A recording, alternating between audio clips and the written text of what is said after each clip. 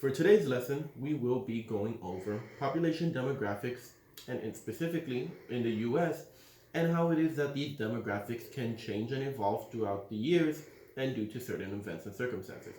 To start off with, let's bring things a little bit close to home by asking, what is the general population of Hispanics in San Antonio? But for this, I'll just be asking a percentage. 50%, 75%, 70%, 80%.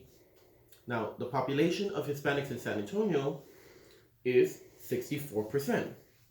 Now then, I'm sure it might be easy for you to understand why. That is due to the fact that we are very close to the border and due to the various ways that immigration works, it is very easy for Hispanic people to come into the country, as well as the fact that there has always been a predominantly large amount of families that have grown in South Texas.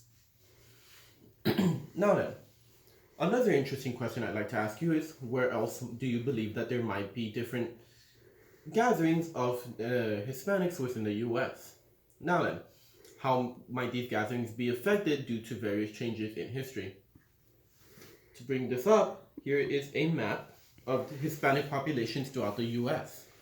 Now then, as you can see, a large amount of the population of Hispanics is generally centered around the southwestern part of the United States, including Texas, Arizona, New Mexico, and Canada.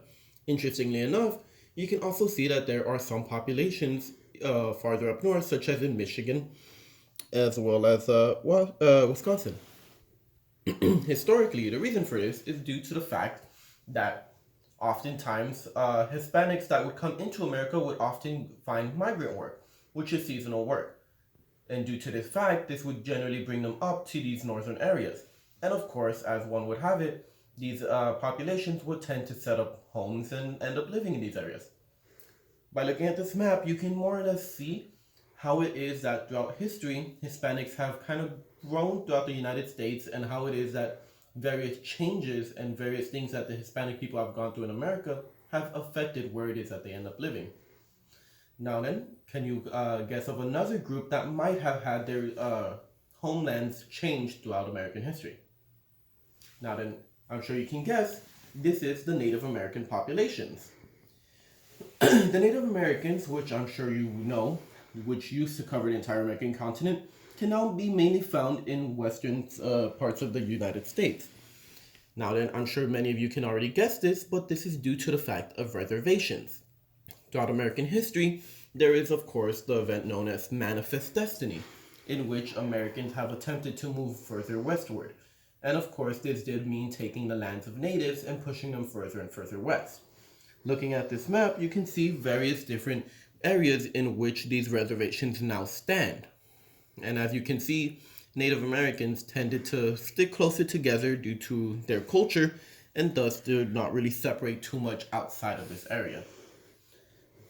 Now then, finally to end this lesson off, I want you to think of a specific group of Americans, which I'll give you a hint has been there has been quite a bit of controversy about, but which minority group in America do you believe might have their population size change throughout the next few decades? Now then, if you guessed Hispanics, then you would guess correctly. Due to various factors, including uneasy tensions within Southern America and Latin America, as well as simply the fact that their culture tends to lend more towards family gatherings, Hispanics are indeed expected to become one of the larger minority groups within the American population. As you can see here, within the past few years, including 2020, Hispanics have only made up about 19% of the population.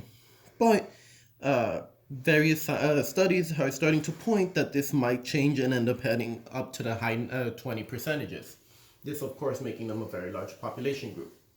As you can see, various events and can change a population's size as well as their location throughout a geography.